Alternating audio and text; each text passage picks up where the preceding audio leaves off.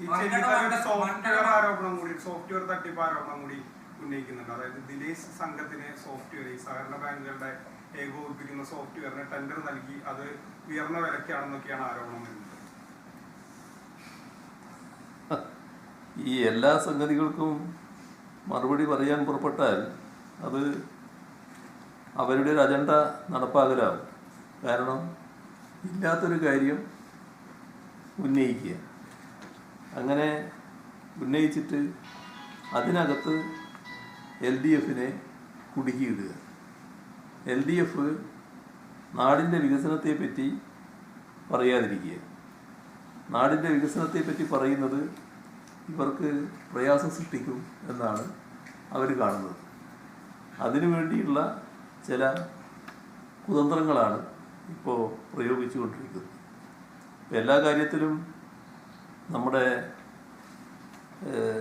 രമേശ് ചെന്നിത്തല ചിലരോട് മത്സരിച്ചുകൊണ്ടിരിക്കുന്ന കാലമാണ്.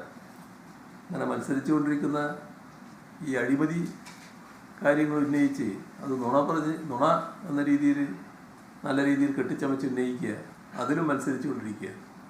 പക്ഷെ ഇവർക്കൊക്കെ ഉള്ളൊരു ഗുണം കണ്ടാലും കൊണ്ടാലും പഠിക്കില്ല എന്നുള്ളത്. നമ്മുടെ ഹൈക്കോടതിയുടെ ഭാഗത്തു നിന്ന് എത്ര നിശിതമായ വിമർശനമാണ് ഇവർക്ക് നേരിടേണ്ടി വന്നത്. നിങ്ങൾ എന്തിനാണ് ഹൈക്കോടതിയിലേക്ക് വരുന്നതെന്ന് തന്നെ ചോദിച്ചില്ലേ? ചീഫ് പോപ്പുലാരിറ്റിക്ക് വേണ്ടി വരുന്നതല്ലേ എന്ന് ചോദിക്കുന്ന നിലയുണ്ടായില്ലേ? ഉത്തരവാദപ്പെട്ട രാഷ്ട്രീയ നേതാവിന് ലഭിച്ച ഏറ്റവും കടുത്ത വിമർശനമായിരുന്നില്ലേ? ഇവിടെ നമ്മൾ കാണുന്നത് 4415 സഹകരണ സ്ഥാപനങ്ങളാണ്. അവയിൽ പൊതുവായ സോഫ്റ്റ്വെയർ നടപ്പാക്കണം. അത് നേരത്തെ ആലോചിച്ചുകൊണ്ടിരിക്കുന്ന കാര്യമാണ്. അതിനായി 2021 ടെൻഡർ, ആ ടെൻഡർ അനുസരിച്ച് 206 കോടി രൂപക്ക് ടാറ്റ കൺസൾട്ടൻസി സർവീസസിന് ലെറ്റർ ഓഫ് ഇൻറ്റൻറ്റ് നൽകി. പക്ഷേ 2024 ഒക്ടോബറിൽ അവർ ഏകപക്ഷീയമായി പിന്മാറി. ഇത് ഒന്നുകൂടി ശ്രദ്ധിച്ചോളി. 2024 അവർ പിൻവാങ്ങുന്നത്. 2021 ടെൻഡർ. ആ ടെൻഡർ അനുസരിച്ചാണ് 206 കോടി രൂപക്ക് TCCന് കൺസൾട്ടൻസി ഈ ലെറ്റർ ഓഫ് ഇൻറ്റൻറ്റ് നൽകുന്നത്. അവർ പിന്മാറിയതിനെ തുടർന്ന് 2025 മാർച്ചിൽ ചീഫ് സെക്രട്ടറിയുടെ അധ്യക്ഷതയിൽ ചേർന്ന യോഗം, യോഗമാണ് കേട്ടോ. ആ യോഗം പുതിയ ടെൻഡർ ക്ഷണിക്കാൻ തീരുമാനിച്ചു. അങ്ങനെ പുതിയ ടെൻഡർ ക്ഷണിച്ചു. അപ്പോൾ ഹൈ ലെവൽ കമ്മിറ്റിയുടെ വിശദമായ പരിശോധന, നിയമവകുപ്പിൻ്റെ അനുമതി, ഇതെല്ലാം ലഭിച്ചതിന് ശേഷം ടെക്നിക്കൽ ഫിനാൻഷ്യൽ ബിഡുകൾ അത് വിലയിരുത്തി ടെൻഡർ നടപടികൾ പൂർത്തിയാക്കി. അതോടൊപ്പം ഹൈക്കോടതിയും ടെൻഡർ നടപടികൾ തുടരാനും വിജയിച്ച ബിഡർക്ക് അവാർഡ് നൽകാനും അനുമതി നൽകി. ഇത്രയെല്ലാം കാര്യങ്ങൾ ഈ കാര്യത്തിൽ സംഭവിക്കുകയാണ്. പുതിയ പദ്ധതിയിലെ ഡാറ്റയും സോഴ്സ് കോഡും സർക്കാരിൻ്റെ ഉടമസ്ഥതയിൽ നിലനിൽക്കുന്നതാണ് ഏറ്റവും വലിയ പ്രത്യേകത. മുൻ സാസ് മാതൃകയിൽ ഇതുണ്ടായിരുന്നില്ല.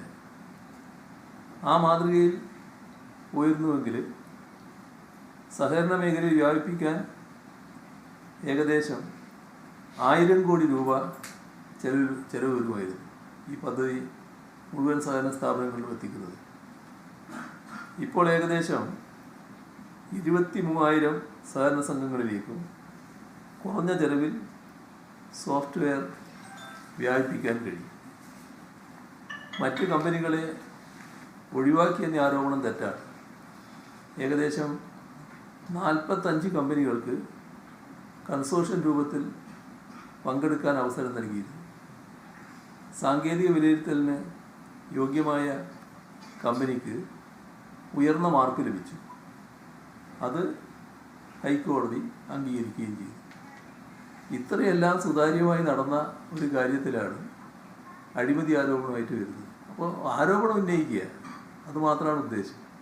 എല്ലാം സുതാര്യമായി നടന്നതാണ്. ഈ ആരോപണത്തിൽ ഒരു വസ്തുതയും ഇല്ലാത്തതുമാണ്. മണ്ഡലത്തിൽ ഈ SDPIയുടെ പിന്തുണ, അവർ നേരത്തെ ഒരു സ്ഥാനാർത്ഥിയെ പ്രഖ്യാപിച്ചു, പിന്നീട് LDF സ്ഥാനാർത്ഥിക്കാണ് പിന്തുണ എന്ന് പറഞ്ഞാൽ എനിക്ക് മനസ്സിലായി നിങ്ങൾക്ക് അതിൽ വിഷമമുണ്ട്. എന്ത് ചെയ്യാനാ?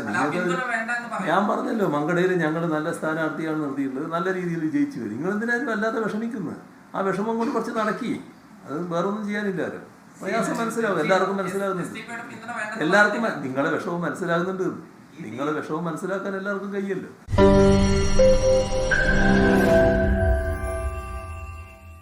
ലോകത്തെവിടെയായാലും ഏത് സമയത്തും 24 വാർത്തകളും ഓഗ്മെന്റഡ് റിയാലിറ്റി പാക്കേജുകളും എക്സ്പ്ലെയിനറുകളും വിശദമായി കാണാൻ ഞങ്ങളുടെ യൂട്യൂബ് ചാനൽ നിങ്ങൾക്ക് സബ്സ്ക്രൈബ് ചെയ്യാം.